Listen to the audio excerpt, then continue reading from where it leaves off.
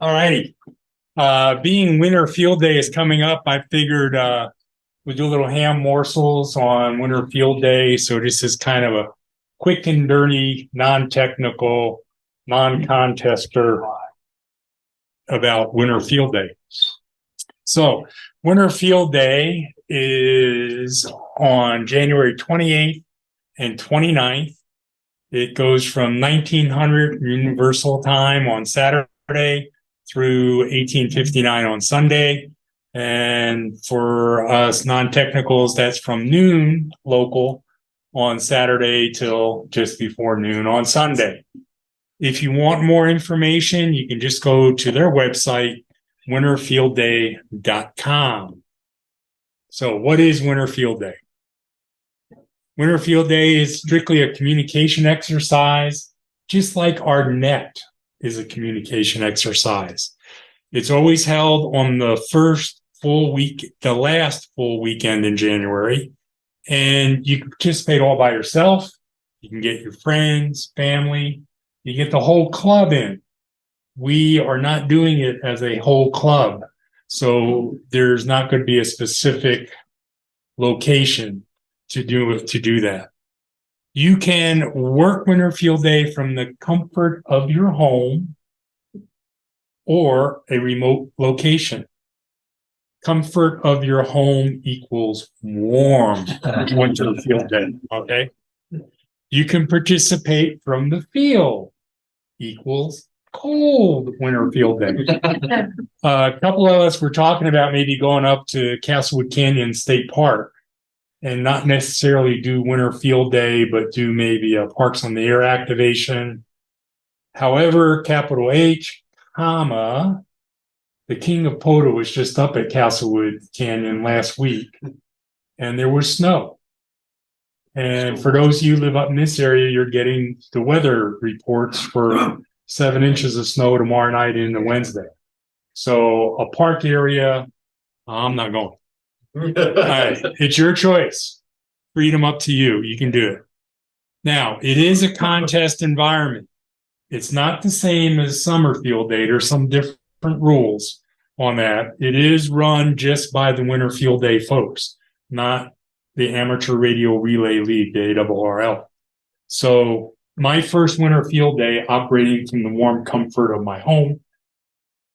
First day out, I get a contact from somebody in Wyoming, give them my standard location, whatever that, from my script that the club uses on field day, and promptly was told that that's not the right script. Fortunately, he was friendly enough and came back with what we're supposed to do, and I'll explain that in a minute. So, yeah, Winter Field Day. So why Winter Field Day? Again, ham radio operators should practice portable emergency operations and communications in all types of formats. In winter environments, you got the potential of freezing temperatures. That's going to affect your battery. It's going to affect your radio. It's going to affect your fingers trying to dial your radio. You know, those type of hazards, any kind of unique operational concerns. It will definitely help increase your level of preparedness for unpredictable disasters and improve your operational skills. Operating a Parks on the Air in December on top of a hilltop while I was hunting. And I think I'm getting old because I had more fun doing POTA than I did chasing elk. So, I don't know.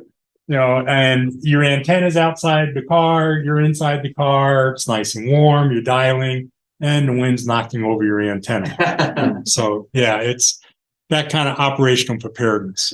So preparedness is the key to professional and timely event. And, you know, we do have opportunities to respond to natural disasters. The 4th of July parade, we're doing a great service to the community with our radios.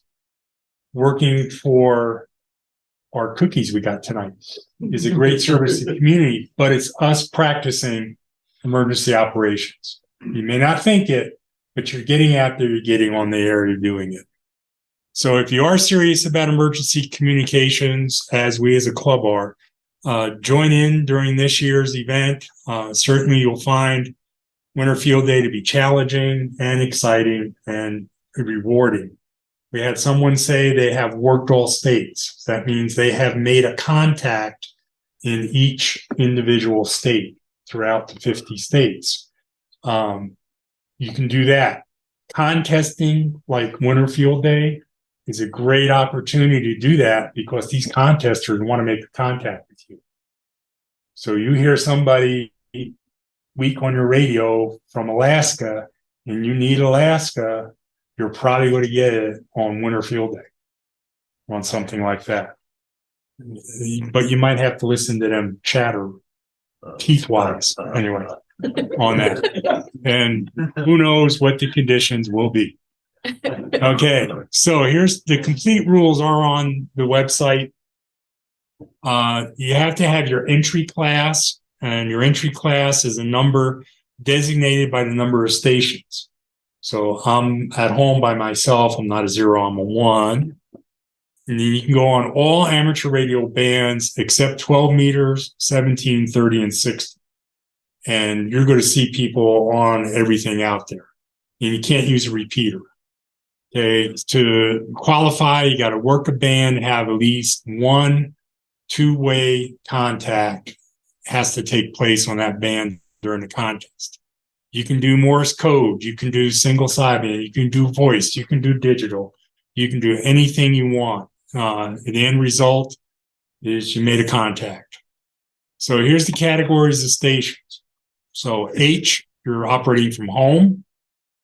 I is indoor. O is outdoor. That means you're operating from a partly or fully exposed, so you could be inside a tent, but you're outdoor, or mobile, pedestrian mobile, mobile or mobile stationary. And again, these are on that Winter Field Day website. So the designation of the exchange would be your class, number of stations, your category, 8, hotel, India, Oscar or Mike, and your station identifier for us to be Colorado. So like me, I would try to get through the pileup, Whiskey 0, Hotel Tango Hotel. They recognize my call sign. I come back. I'm 1 Hotel Charlie Oscar. They go QSL, 1 Hotel Charlie Oscar, QRZ. They're all put in the next person already. So it's that simple on there. Get ready for a blizzard. That's my favorite kind of blizzard, not what's coming in the next couple of days. So just, my big thing with these ham morsels is just encourage you all to have fun on the radio. Your worst enemy is fear. Yeah. Just face it. I mean, just get on the air. I fully expected to be chewed out by my first contact a couple of years ago on Winter Field Day. But I wasn't the only one. He helped me out, and then the next person came in, same response, a regular field day. He helped him out, and they'll work with you. And if they don't want to work for you, tune up to the next frequency. Yeah. So there's a lot of people who'll be out there to help. Anybody got any questions about field day, or you want to try to attempt to convince me to get cold? John.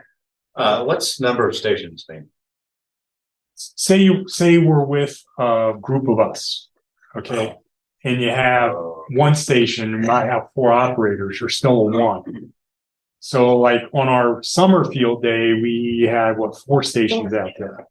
Now on that field day, you weren't saying the number of stations that so here you're going to say you have 4 stations, and then we're a 4 Oscar is I got 4 different people sitting around a campfire operating on that.